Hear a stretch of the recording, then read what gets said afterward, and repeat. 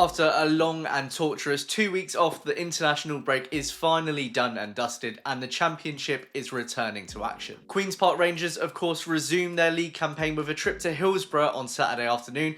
So joining me in this video to give the lowdown on all things Sheffield Wednesday so far this season is James from the Wednesday Till I Die podcast. And following that, as usual, are a few thoughts on Rangers from myself, so make sure you stick about until the end of the video. If you enjoy this match preview and you're not already subscribed, do make sure to hit the like and subscribe buttons. I'm on the road to 2.5k subscribers now, which is insane, so every subscriber counts. Thank you so much for your support, and let's get straight into it. Hi James, how you doing? Yeah, I'm fine. Thank you very much. Thanks for having me on. No problem. Great to speak to you. Yeah, you too. Have you enjoyed the international break, or are you're raring to get going again at the weekend?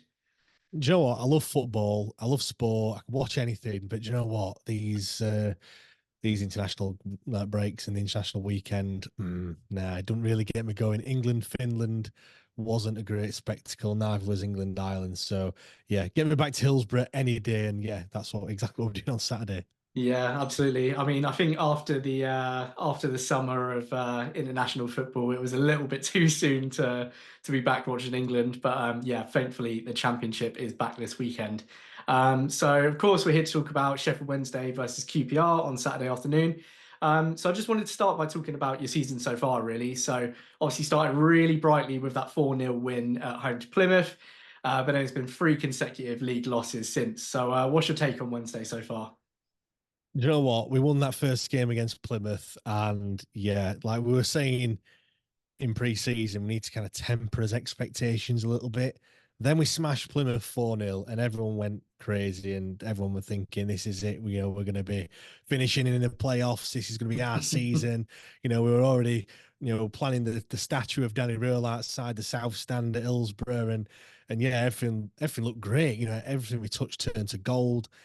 Fantastic atmosphere. Like I said, everything worked. 4 goals on live on Sky as well. Top of the league. After the first weekend, you couldn't have asked for anything else really. And then yeah, the wheels. I mean, I don't even think the wheels were on yet to say that they've fallen off. But all that optimism has vanished. It's all gone. The 3 defeats on the spin. And yeah, like the performance against Millwall just before that international break was awful. 4 shots, 1 on target, not brilliant at all. And you know what? When you kind of reflect on the games, you look Sunderland at the Stadium of Light. It's always going to be tough. They've won all 4 games. Obviously, that was the second game of the season at that point, but they've gone on to win, the next 2 as well. So they're top of the league. They're 100% record. Leeds is just Leeds. I know it was at Hillsborough, but come on, when you look at the value of their squad and where they've been in recent times, we were playing Accrington Stanley and they were playing the likes of Manchester City, Chelsea, Arsenal, etc. Only a couple of seasons ago. So yeah, realistically, probably expect a defeat there. The really worrying one was last time out against Millwall. We looked at Millwall and QPR games and thought it's an opportunity to get 4 points potentially, as a minimum really from the next 2 games. But the performance was absolutely dreadful. Like I said, they looked like they'd never played with each other. The first half was an absolute snowfest, and then yeah, defensive mistakes. We've conceded 9 goals in his last 3 games, and we haven't scored 1. 9 goals without reply. It's it's just such a stark contrast. I mean, if we can play the League Cup every week, we're doing all right in that competition. So yeah, let's just do that instead. If only. It's interesting because QPR and Wednesday sort of followed a similar trajectory to one another last season, and both really enjoyed that second half of the season under new managers, really on the rise. A lot of optimism going into the summer. And now already we've sort of gone on opposite trajectories because we got battered on the first day of the season against West Brom. That sort of reset sort of our fans' expectations a little bit right from the off. But then we built nicely into the international break. So, and again, in terms of more similarities in the summer, in terms of summer transfer activity, both clubs were pretty active in the window. I think it was 11 incomings for Sheffield Wednesday. Obviously, Yeah. permanent return of Ugbo, which was a signing I know a lot of your fans are very excited about. What did you make of the window overall? And do you think Danny Roll got exactly what he needed? Do you know what? He got a lot of the work done very, very early. 9 of those signings were 4 or 5 weeks before the transfer window. Well, before the start of the season, let alone the end of the transfer window. So, like I said, they all came in really early, which was great. I hate it when people say the players need time to gel, and we always have a big turnover in terms of players at the end of the season, and obviously then going into the next one. It always happens, and like I said, I hate that when people use that as an excuse, as if the start of the season is a surprise to everyone. So it was great that they got all those signings in early. Pre-season, we were playing against some top teams as well. So even though the results weren't there, the performances, like I said, we weren't expected to beat the likes of Red Bull Salzburg and people like that. So yeah, on the face of it, it looked good. Obviously we were riding a bit of a crest of a wave from last season in terms of how we finished and the positivity and everything else, that Danny Röhl had signed a new contract, and it's pretty much anything he touches turns to gold, and he can do no wrong seemingly, and everything else. But then when you look into it and you look at the fact that the vast majority were on a free transfer, or a couple of loans spattered in there, but mainly free transfers. We haven't spent a great deal of money. Ike Ugbo was the only one that we actually did kind of splash the cash on. 2.5 million reportedly, which if he can do what he did last season, that'll be an absolute steal. But then when you look around the championship and look at what others are doing, it's probably no surprise that we've started in the way that we have done, because the perhaps the quality just quite isn't there. So to answer your second question, even though before the season started we were really optimistic and it looked good, I think you can really tell that we haven't really got that quality there, which probably comes down to the fact that we haven't got any money to spend, which you just it's a tricky one. We've fallen foul of FFP a few seasons ago, and that's how we ended up in League One. So we were debating whether 2.5, 3 million was enough to spend on a player, and then clubs such as Leeds are spending 10, 15 million, and just like it's nothing. You know what I mean? And so that's kind of where we are as a football club. And it does come down to that tempering of expectations. I mean, we've signed Shea Charles as well, who signed a couple of days before the Millwall game. He went for just over 10 million to Southampton from Man City the season before. He looks quite a bright player, but again, we've not seen a great deal of him. But no, I think all in all, I mean, in terms of like players to pick out that we've signed, Shea Charles is one of them. Svante Ingolson is another one. He didn't play against Millwall, but he's kind of that general in the middle of the park, box to box, a guy that we picked up from the German leagues, a Swedish player in his mid-20s. He's certainly one to look out for. But he's also, you mentioned about the transfer window there. I think it's also the other players need to step up as well that we had from last season, the likes of Jerry Gassama and Anthony Masaba. They're two players that we need to need to look at, and they need to do something, so to speak. You mentioned a couple of times there the sort of the tempering of expectations. So I'm going to ask you probably the most difficult question now, which is, what are your sort of hopes/expectations for this season overall? Is it staying up again? Is it mid-table? What do you reckon? I've said all along 10th would be a massive achievement this season, and I think, yeah, mid-table. If we can be in that top half, what I don't want, like for example, yourselves last season, down near the bottom, and then you finished off with a flourish. And if you look at the league table, you think, it was a decent season. In reality, it was far from it, and it just ended quite well. I don't want to be doing that. I don't want to be looking and thinking, Christ, are we going to be getting relegated this season? I want us to be well clear, picking up, a nice amount of points early on, just to give us that bit of breathing space. And yeah, like I said, 10th would be great. Obviously, I'm only speaking for myself when I say about tempering expectations. It's looking on social media, speaking to your friends, but speaking to other fans, and seeing how they are really just getting carried away with it all. I think the last 3 games have have done that somewhat. We have come down to earth with a bang, and people have thought, yeah, actually, maybe we're not quite as good as what we first what we first thought. And yeah, so yeah, mid-table would be fantastic. There's some we fall foul of being. We are a big club. We were in the Premier League back in the 90s. It's been, nearly coming up to 25 years since we were back there, but people still think that we should be in the Premier League, which is wrong, really. We haven't been there for ages. My earliest memory was when we got relegated out of the Premier League in 99 2000. So I've never seen us in the heady heights. But when there's that kind of split in the fan base. You've got your younger fans, obviously people a lot younger than me that have never seen us at all, or probably don't even know that we're in the Premier League. And then, of course, you've got your people older than myself who still hark back to those days. So, yeah, it's a difficult one when you look at it. But yeah, 10th would be absolutely fine this season. Yeah, for sure.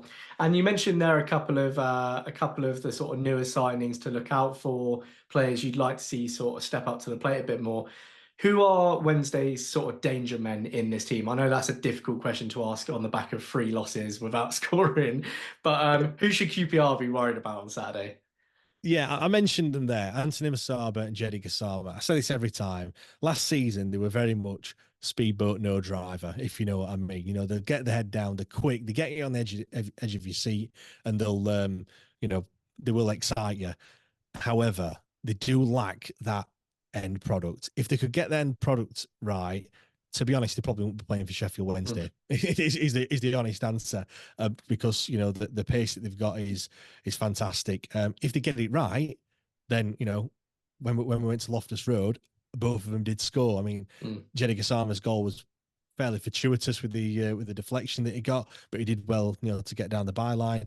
And then the second goal, Anthony Masaba absolutely bursting down. That again showed exactly what he can do with his pace. So if they can have performances like they did in this, in the fixture at your place last season, then it would be absolutely great. I mean, I don't have to talk about Barry Bannon because I think everyone knows exactly what Barry Bannon can do, and he just does that season upon season, always well up there in terms of key passes every single season. He's always good. I think Jamal Lowe is probably another one. He scored on his debut against Plymouth. Everyone thought, oh, that's it. He's gonna kind of kick on now, and obviously we've struggled in the other 3 games, but yeah, he's certainly one to watch out for. However, having said that, he has just played in Honduras early hours of this morning for Jamaica. So not sure whether he's gonna play. I looked 15-hour flight from Honduras to get back to the UK. So that means he'll be probably not even back yet as we record this on Wednesday night. So it'll be touch and go whether he does actually play or not. Yeah, well, hopefully Steve McLaren hasn't worked him too hard and he can feature on Saturday. Of course, Wednesday did the double over Rangers last season. You spoke about Barry Bannon there, absolutely dictated the play against us at Loftus Road. So to round us off, let's get your score prediction for Saturday afternoon. Can I have 2? Can I go with my head and my heart? Yeah, Because go for it. they're probably going to be different. Because I can't come on here and say that we're gonna lose. And I think, yeah, my heart is saying that we're going to bounce back. They're going to get a great reaction from obviously the 3 defeats, and we'll win 2-0. I think my head is saying that there's still a lot of work to do. The performance in the last game against Millwall was absolutely terrible. So, my head is probably saying it's going to be a 1-1 draw, I think. Nice. Well, good luck for the rest of the season. Thank you so much for joining today. And yeah, not good luck for Saturday. Great stuff. Same to you as well. Huge thank you again to James for joining me for this preview, and you can check out the Wednesday Till I Die podcast via the link in the description below. On to Rangers now, and we should probably start by discussing the 4 R's on international duty while the championship has been on pause. Jan Seller came on as a sub in Slovenia's 1-1 Nations League B draw with Austria with 27 minutes to go, before then starting in a 3-0 win against Kazakhstan, in which he set up the first of 3 goals for Benjamin Sesko. Paul Smith, meanwhile, was twice used as a late sub in Northern Ireland's 2-0 win over Luxembourg and 1-0 loss to Bulgaria in League C. 18-year-old Alfie Tuck joined up with the Wales under-19s but was an unused substitute in both their friendlies, and Ryan Colley also linked up with Algeria's under-20s for a week-long training camp. Now, in terms of QPR returning to league action this weekend, I think the mood's pretty positive amongst the fans thanks to that win against Luton just before the break. The football's by no means been perfect this season so far, but there have been glimmers, and we've not actually lost a game in the 5 we've played since West Brom in all competitions. We've progressed well in the Cup for once, we had the great comeback away at Sheffield United, and then that all culminated with a first 3 points just before the pause. Mickey Frey's been in fine form with 3 goals and an assist and that great centre-forward performance away at Luton, and we have seen flashes of real promise from most of the signings so far in some way or other, so it felt like the international break was well timed for most of these to have another couple of weeks on the training ground together. My only cautiousness heading into Sheffield Wednesday is that these are of course the games we struggled with most last season and indeed in QPR's history. We've taken 4 points from 2 of the relegated Premier League sides so far, but we couldn't break down a 10-man Plymouth Argyle just like last season. Wednesday themselves obviously did the double over Rangers last season, and Danny Röhl was one of few managers that I thought actually outfought Cifuentes tactically when they made the trip to Loftus Road. There's also the fact that our midfield has been a little bit hit and miss this season so far, which is exactly where Barry Bannon dominated us in the last fixture, and we've let a lot of balls come in from the flanks, which is where Masaba and Gassama can flourish, as James said. Don't get me wrong, I'm actually feeling pretty confident on the whole. If we pick up where we left off, I really think we can come away with another 3 points. But I just hope we don't go into this one thinking it's going to be a walk in the park just because they've lost 3 on the spin without scoring. These are, after all, the games we need to improve on this season if we want to finish higher up the table, not the teams up the top. The other thing I think worth noting is that in the league so far, the 2 matches where we've taken the lead, we've gone on to drop points, but the 2 matches where we've gone behind, we've gained them. That's why I think our mentality going into this one is going to be so important. The next 5 league games before the next international break are an interesting mix with Millwall, Blackburn, Hull and Derby to follow on from Sheffield Wednesday, and of course Palace in the Cup next week. We should start to get a real initial indicator of where we're at as a team by the end of this run, because these are a real range of challenges for this side. The thing that's going to be most interesting this weekend is what team Martí Cifuentes puts out, because with Lucas Anderson back, he could start to have a few headaches with team selection. The backline and defensive midfield feel fairly settled, but it almost feels to me like we've got 3 players vying for the number 10 spot. Anderson, Madsen and even arguably Dembele, who has looked far more effective there than he has out on the wing. But then again, he could opt to put out all 3 in those attacking midfield roles, which I don't think is unlikely. But you've also got Koki Saito to factor in, there's Jonathan Varane to add into the equation in central midfield, who looked a lot more positive coming off of the bench against Luton. Harrison Ashby could come off of the bench in the right back role, and Haverton Santos will also be knocking on the door after that strong cup performance. Add in a hopefully imminent Elias Chair, and there are so many positive options here, which is really refreshing, and already a stark contrast to the squad that was available against West Brom. Anyway, let's round off with a prediction as usual. I think we're starting to come good, and I think that if we get that mentality right, the confidence from Luton could be reflected again on the pitch here. So I'm going for another 2-1 Rangers win. Let me know your own score predictions and thoughts in the comments below. And as I said at the beginning of the video, if you're not already a subscriber, you've enjoyed what you've seen in this preview, do hit like and subscribe. It really helps me to grow the channel. And I'll see you in my next video for my Sheffield Wednesday match reaction. Come on, you Rs!